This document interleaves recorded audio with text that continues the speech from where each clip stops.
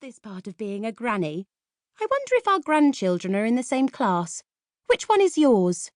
Grace was well aware that on that particular day, she hadn't had time to put her face on, and that yes, she wasn't the youngest mum in the world, but she was way too embarrassed to tell this lady that Archie was her son, not her grandson. So she nervously smiled, mumbled, grabbed Archie's hand as quickly as she could and walked away holding her head high, even though she felt totally gut-punched. Now she was looking forward to next term, when she wouldn't have to do the school run anymore. Archie was 10, and in the last year of primary school, when they encouraged the kids to walk to and from school on their own, getting them ready for high school. At least then, she wouldn't have to face that woman again.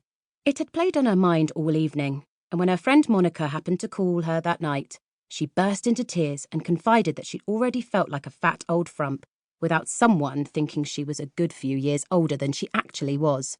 Monica was really supportive and said she had an idea to make her feel better. Grace had no clue what she had in mind, but they had arranged to get together in a fortnight, the next time that Archie was at his dad's. And now, as if it wasn't bad enough that she had been mistaken for Archie's granny, Grace had been invited to this formal event.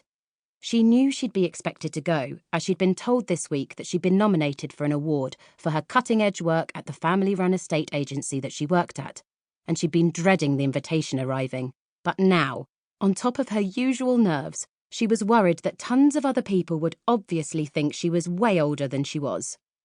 Grabbing her phone, Grace searched black tie. Shit the bed, Bex. I have to wear a cocktail dress. What even is a cocktail dress? Her anxiety levels rose even higher. Grace was a practical soul at heart, a list maker, so she did what she did best to get rid of stress. She grabbed an empty notepad from her stationery stash and started making a list of pros and cons of going to this event. Pros. It would be good for business. I might win. Cons. I need to lose 3 stone, fast. I don't have a guest to take. I've never owned a cocktail dress in my life. I'd have to find a cocktail dress. Where do you buy a cocktail dress? Do they sell cocktail dresses in Asda? I won't know anyone there. I might have to sit next to a stranger and eat dinner. I'd have to make small talk. If I did win an award, which I won't, what if I fell over when I had to go up to collect it? What if I threw up with nerves? I'd have to have my hair coloured, get rid of these grey roots. Oh, crap. I'd have to shave my legs. So the cons outweighed the pros. It was obvious what she had to do. She just had to find an excuse not to go. When she went into work that morning, the awards event was the talk of the office. The 3 young girls who worked there were discussing what they were going to wear and having spray tans and booking in nails appointments with the local beautician.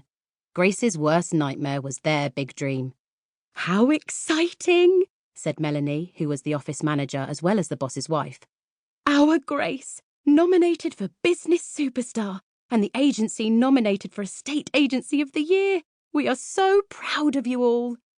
Grace smiled, but underneath she was already dreading the event and trying to think of every excuse she could to get out of it.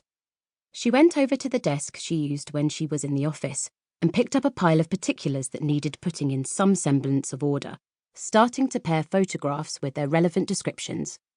Before Grace had started at the agency, houses had been detailed in the usual way, paper copies being given out to prospective buyers. Grace had had the idea of filming the rooms and sharing the videos on the agency's Facebook page, which was also new, so that people got a real feel for the house they were looking at. It had been quite revolutionary for this small family firm and had increased business by 200%. Nikki, Jo and Julie, all 20-something single girls, fawned over her. "Oh, Grace," said Nikki, "we were just saying before you came in that you've inspired us all to think of new, innovative ways to do things to make us better than our competition. And if you can do it at your age, then we absolutely can." Grace laughed at the backhanded compliment, and she and Melanie grinned at each other.